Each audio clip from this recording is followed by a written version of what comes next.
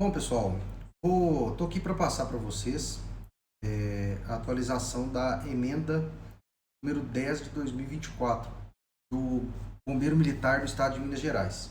Eu sou o Gabriel Leão, sou engenheiro de segurança do trabalho e sou instrutor de brigada profissional e bombeiro civil aqui no Estado de Minas Gerais. Proprietário de um centro de treinamento especializado nesse tipo de treinamento, tá? Em 31 de outubro de 2024 foi emitida a emenda número 10 de 2024 pelo Corpo de Bombeiro. E ela tem o objetivo de alterar alguns itens da Portaria 54. Para quem não conhecia, nós vamos visualizar aqui em conjunto. A Portaria 54 é aquela que regulamenta atuação, credenciamento, uniformes, veículos de centros de formação, de instrutores e demais pessoas ou atores que atuam na formação do brigadista profissional e dos guardas civis. Nós não vamos ler essa portaria inteira, nós vamos visualizar aqui através da emenda o que foi alterado então nessa portaria. E tem algumas alterações importantes, tá? Primeiro item importante. Alterar o item 1 da linha E do inciso 2, artigo 3º, que diz que, dizendo agora, no novo texto, brigadista profissional em sentido estrito é aquele que, habilitado nos termos da portaria número 50, exerce em caráter habitual função remunerada não exclusiva no âmbito da brigada profissional. Anteriormente, o entendimento desse item era que o brigadista profissional, sentido estrito, habilitado nos termos dessa portaria, que exerce em caráter habitual função remunerada e não exclusiva no âmbito da brigada profissional. Então, o que foi alterado? Simplesmente habilitada nos termos da portaria 50, que é a portaria que dita e regulamenta a atuação do brigadista profissional. Alterar o inciso 5º do artigo 4º. Vamos lá ver esse inciso.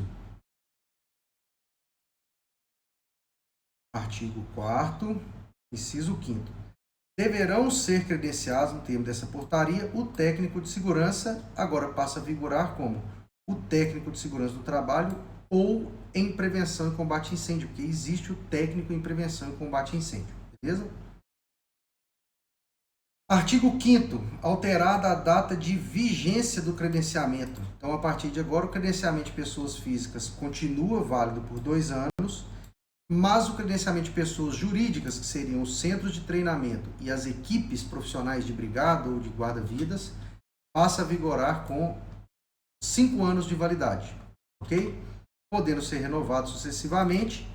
No artigo 7º diz que o pedido de renovação do credenciamento deve ser apresentado 30 dias antes do vencimento. Então, isso aqui para você que é brigadista ou guarda-vida no estado de Minas Gerais, fique atento, porque se o seu credenciamento, por exemplo, vence em maio de 2025, você tem que entrar com o pedido até 30 dias antes. E para entrar com esse pedido 30 dias antes, você já tem que ter realizado o curso de reciclagem, ok? Então, se planeje pelo menos 3 ou 4 meses antes do vencimento do seu credenciamento, para que você tenha tempo hábil de realizar o curso de reciclagem e aí sim, já com o certificado em mãos, fazer o pedido da sua renovação do seu credenciamento, ok? Alguns itens aqui de processo de credenciamento, que eu acho que não vale a pena a gente ler aqui agora. Você vai ter que ler isso aqui quando você for fazer o seu credenciamento.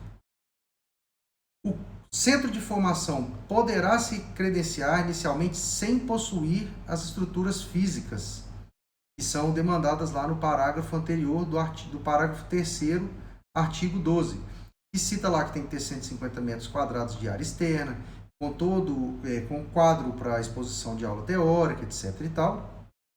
Agora você pode credenciar o seu centro de treinamento sem possuir essa estrutura.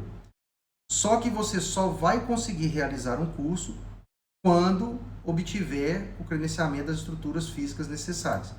Isso aqui, para mim, é uma forma de comercial de uma empresa se credenciar, começar a vender o curso. A partir do momento que vendeu o curso, ela monta a sua estrutura, faz a arte e dá o curso.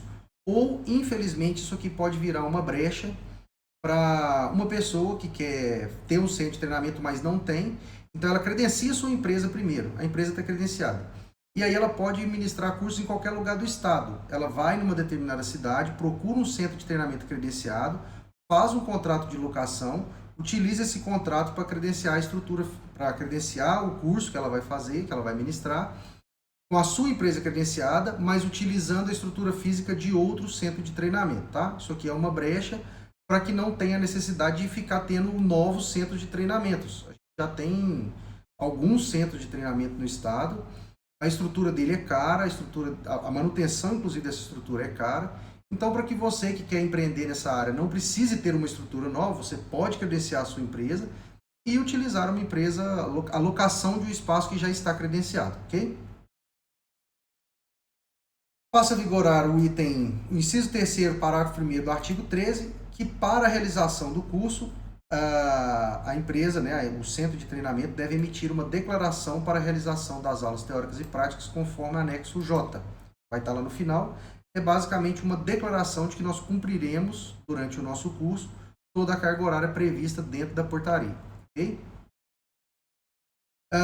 Fotografias, isso aqui é para o credenciamento do centro de treinamento. O centro de formação que possui parceria para utilização de estruturas pertencentes a terceiros pode credenciar a sua sede para ministrar as práticas de primeiros socorros. Então, por exemplo, eu quero montar uma empresa nova. Eu vou seguir ali eu não tenho condições de montar um centro de treinamento para as partes de brigada, de combate a incêndio, por exemplo, de produtos químicos. Eu posso credenciar uma sala de aula, basicamente, seguindo os critérios lá dos anexos dessa portaria.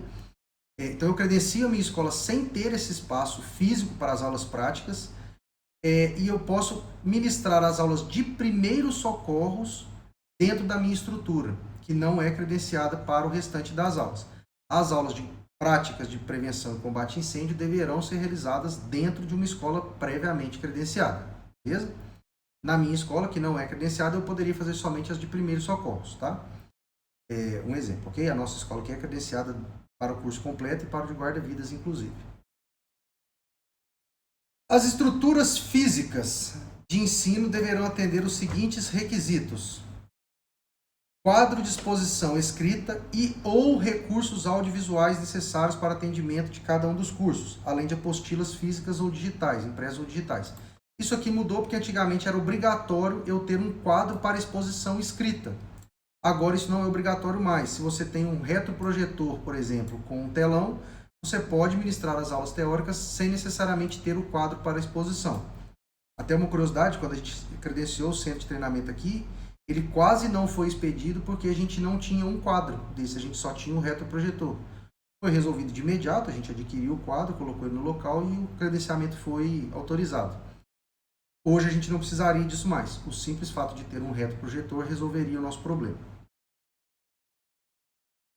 Devo ter um campo de treinamento com área mínima descoberta de 150 metros quadrados, não sendo considerado para cálculo áreas particionadas. Ou seja, não adianta eu ter um quintalzinho de 70 metros quadrados no fundo do meu centro de treinamento e outro de 80 na frente.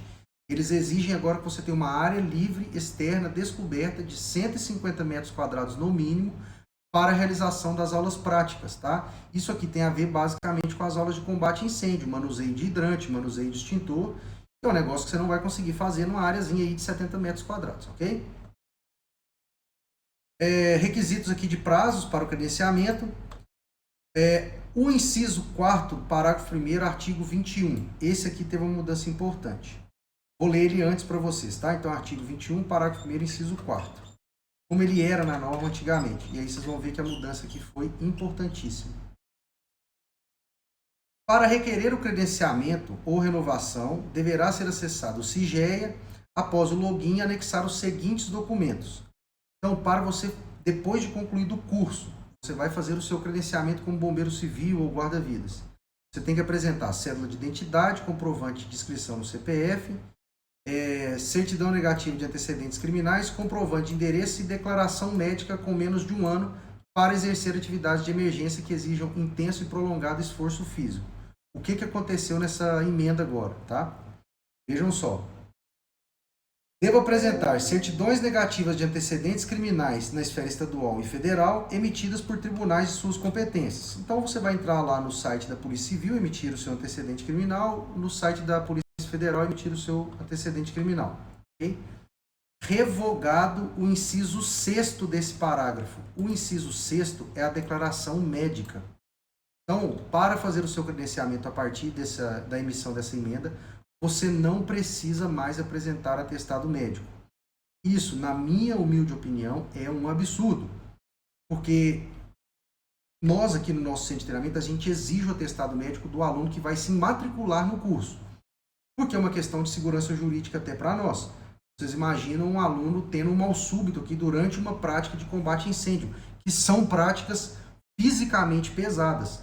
Operação de hidrante, muitas vezes a operação do hidrante fazendo um resgate com a vestimenta de aproximação completa.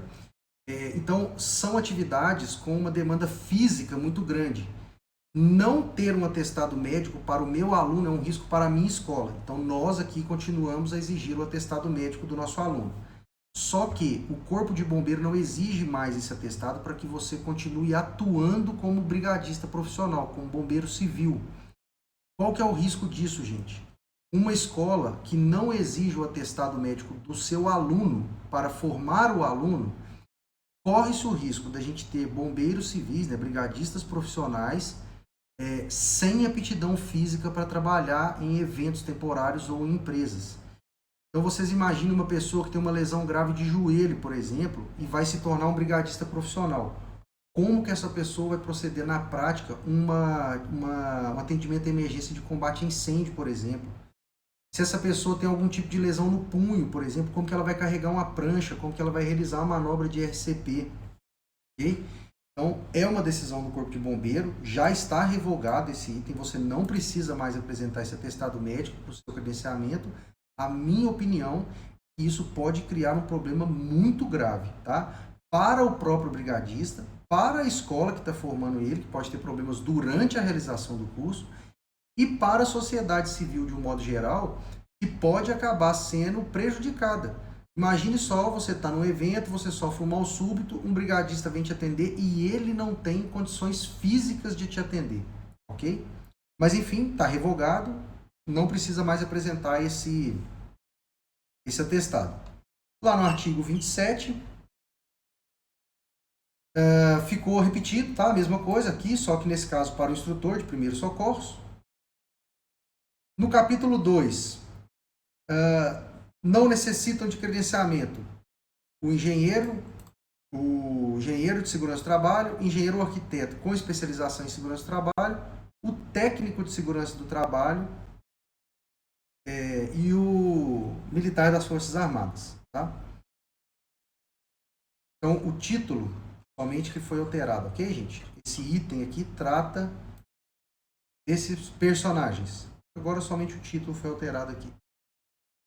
Foi revogado o inciso 6º do artigo 31, que são os documentos para credenciamento do engenheiro, arquiteto, oficial de Forças Armadas como instrutor. O que foi alterado, novamente, é que foi removida a obrigatoriedade da declaração médica.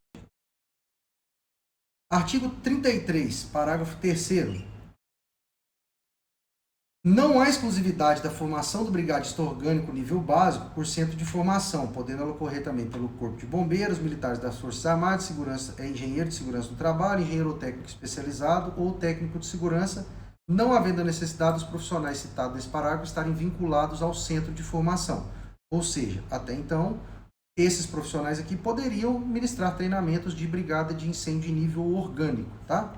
Orgânico em nível básico. Passa a vigorar agora com este texto.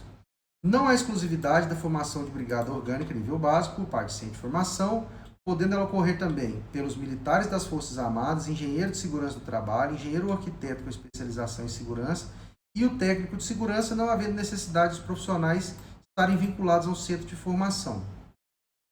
No parágrafo 4º, e aí reparem nesse item aqui, que o que foi removido aqui? Foi removido aqui o próprio Corpo de Bombeiros. Ou seja, No nosso entendimento, o Corpo de Bombeiros está dizendo aqui que eles não vão formar mais brigada orgânica nível básico. Okay? Esse é o nosso entendimento. No próximo item, quando a gente trata de formação de brigadistas profissionais florestais ou orgânicos nível básico, intermediário e avançado, ou guarda civil, pode ser feito também pelo CBM-MG. Então aqui ele consertou o que foi tirado lá atrás. Eles criaram, né, alteraram esse item aqui, informando que o Corpo de Bombeiros pode também formar brigadistas profissionais, brigadistas florestais, orgânicos em nível básico, intermediário e avançado ou guarda-vidas. Okay? Já era assim, sempre foi assim, o Corpo de Bombeiro realiza treinamentos de brigadistas orgânicos em nível básico, principalmente para muitas empresas, especialmente em troca de benesses, né, uma doação de equipamento, alguma coisa assim. Eles não podem cobrar esse tipo de treinamento. Já era assim, só alteraram o texto aqui para reorganizar ele, beleza? Artigo 5º do item 33. Não há exclusividade da formação do guarda-vida por parte sem treinamento, então eles uniram o item 4 no item 5. Bom, mudança nenhuma, prática para nós, tá? A ARC deve ser acompanhada do cronograma de aulas práticas conforme anexo D, não sendo emitida a marcação de mais que 10 tempos de aula por dia. Esses 10 tempos aqui, prestem atenção nisso, tá? Quando a gente iniciar uma turma, de qualquer que fosse o curso de brigadista profissional ou de guarda-vidas, a gente precisa enviar para o Corpo de Bombeiro uma autorização para a realização de curso, com o nome e o CPF dos alunos, o período em que a aula vai ser realizada. Agora ele exige, formalmente, antes isso não aparecia, que o cronograma das aulas teóricas e práticas seja enviado para o Corpo de Bombeiro. Então, a data que cada aula vai ser realizada. Não posso realizar mais do que 10 tempos de aula por dia. E aí eu vou parar por aqui, depois eu volto aqui nesse item 27, para mostrar para vocês que houve uma alteração enorme na carga horária do curso. Agora, a carga horária não é dividida mais em horas de aula. Tá? Ela é dividida em tempos. Então, por exemplo, a disciplina de legislação básica, antigamente era uma disciplina de 8 horas. Agora ela é uma disciplina de 8 tempos de aula, onde cada tempo de aula equivale a 50 minutos. Como eu não posso fazer mais do que 10 tempos por dia, isso me permite fazer aqui 500 minutos de aula por dia. Isso daria 8 horas e 20 minutos de aula. Antes eu não poderia ministrar mais do que 8 horas por dia de aula. Na prática, isso aqui vai mudar muito pouca coisa. Na verdade, no fim das contas, isso vai reduzir a carga horária total do curso mais ou menos umas 20 horas, tá? Especialmente nas aulas teóricas. Então agora eu tenho a liberdade de ministrar 8 horas e 20 minutos de aula por dia. É basicamente isso, ok? Vai criar uma bagunça aí nos cronogramas de aula para o centro de treinamento. Para o aluno, isso aqui vai só reduzir a carga horária total do curso. Para vocês terem uma ideia, ó, o curso de bombeiro civil completo, ele vai ter uma carga horária total de 168 tempos. 168, antes era 169 horas, tá? 168 tempos de 50 minutos vai dar um total de 140 horas. Então foram reduzidas aqui quase 30 horas de curso, ok? O conteúdo programático foi reduzido. 168 tempos de 50 minutos cada. Se eu dividir isso por hora, eu vou totalizar 148 horas de aula por dia. Desculpa, 148 horas total o curso de brigadista profissional. No curso de guarda-vidas, a alteração é no mesmo nível, tá? Se a gente olhar aqui, ó, lá na formação do guarda-vidas, brigadistas orgânico nível básico, nível intermediário, nível avançado, conteúdo complementar, brigadista florestal, também teve uma alteração grande. Caiu para um total de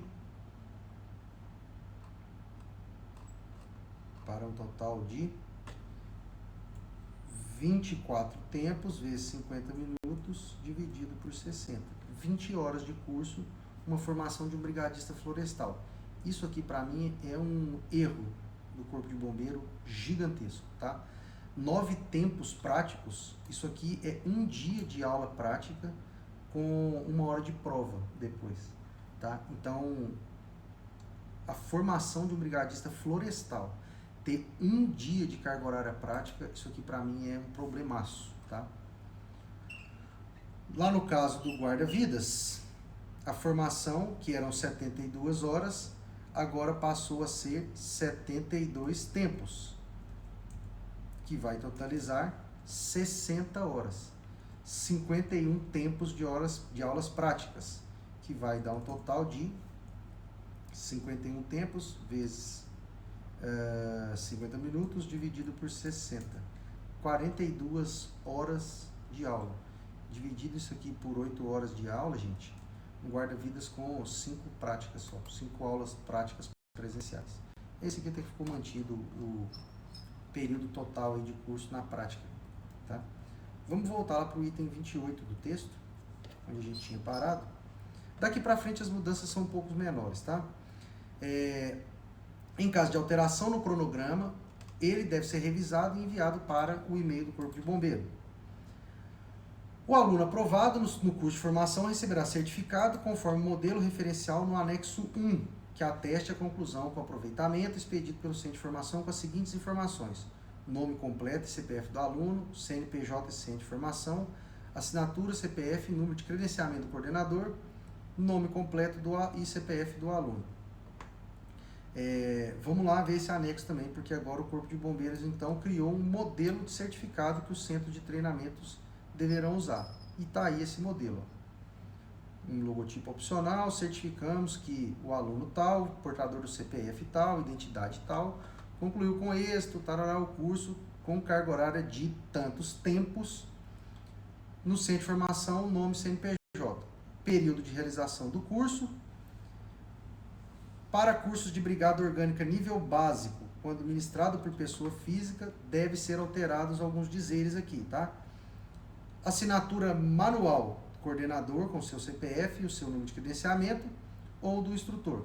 E assinatura digital com esses campos aqui, você pode escolher qual das duas você vai utilizar. E aqui a gente tem o verso do certificado, que deve ser utilizado a partir de agora, com o tempo total de cada disciplina. Beleza? Então, uma alteração aí no corpo do certificado. Nenhuma informação nova aqui, tá? Só uma questão de padronizar o certificado. As informações continuam sendo as mesmas que a gente já tinha que apresentar antes no certificado dos alunos. O resto aqui é um pouco repetitivo.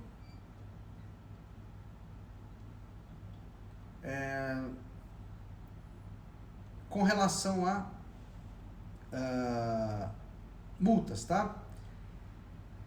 Alguns itens de disposições gerais. É proibido o militar da ativa do Corpo de Bombeiro atuar como instrutor ou coordenador de curso, e também ele não pode ser proprietário ou consultor de centro de formação. Essa aqui eu quero ver, porque tem muito por aí, tá? Tem muito bombeiro da ativa por trás de centros de formação aí, ok? Serão aplicadas ao infrator do disposto nesse artigo as penalidades previstas em lei. Então, o artigo 81 é um artigo que falava já sobre as infrações. Aqui, ó. É proibido o bombeiro militar da ativa, tarará, tarará. Todos os itens previstos aqui estarão passíveis de penalidades, que podem ser um afastamento, um processo administrativo ou até um problema mais grave aí de exoneração desse bombeiro militar. A partir daí, nenhuma mudança relevante, algumas modificações para padronizar os anexos da ARC, da ACC, a declaração para local. Então, agora nos próximos cursos que a gente vai abrir, a gente precisa mandar essa declaração de local para a realização das aulas. No nosso caso, todas as aulas são ministradas aqui para o curso de brigadista profissional, mas no caso do curso de guarda-vidas, em que a gente tem uma piscina locada de uma empresa aqui, o dia das aulas práticas eu vou ter que colocar aqui para o Corpo de Bombeiro a data, a hora e o local, o endereço de onde essa aula vai ser realizada. Eu imagino e eu espero realmente que isso seja utilizado para aumentar a fiscalização. Porque agora, já finalizando esse tema aqui da emenda, porque o resto aqui agora é carga horária que modificou, essa questão dos tempos, dos anexos, Mas é o seguinte, a gente tem visto muito por aí curso de brigadista profissional de bombeiro civil ser realizado fora dos padrões que a norma do Corpo de Bombeiro exige, tá? Empresas que procuram outras cidades, vendem um curso desse lá, realizam as aulas teóricas online, algumas aulas práticas de primeiros socorros em locais alugados que não são credenciados, o que por si só já é proibido, e o que é pior, eles reduzem a carga horária prática do curso e ministram esses cursos em um fim de semana em um centro de treinamento credenciado. E aí depois, falo sem medo de ser feliz, tá? Falsificam lista de presença, mandam prova online para aluno fazer, e aí, por experiência própria, por ver isso no dia a dia, formam um bombeiro civil que não sabe atuar na prática, tá?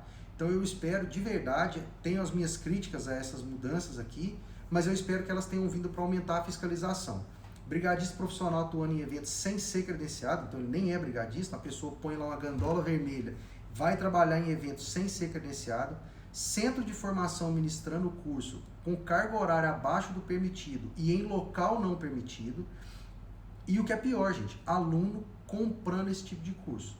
Se você que é bombeiro civil ou guarda-vida e quer valorizar a sua profissão, valorize o curso que você vai fazer, ok? Não ache que você vai sair de um curso onde você teve 2 dias de aula prática e conseguir atuar como bombeiro civil, não, ok? Então eu espero, tá aqui para vocês a atualização da norma. Para os alunos propriamente dito, sem muitas alterações, ok? Eu vou abrir depois um novo vídeo a emenda que apareceu na portaria 50, que tem uma mudança aí no uniforme dos alunos, tá? Para vocês nenhuma alteração, algumas alterações mais efetivas para o centro de treinamento.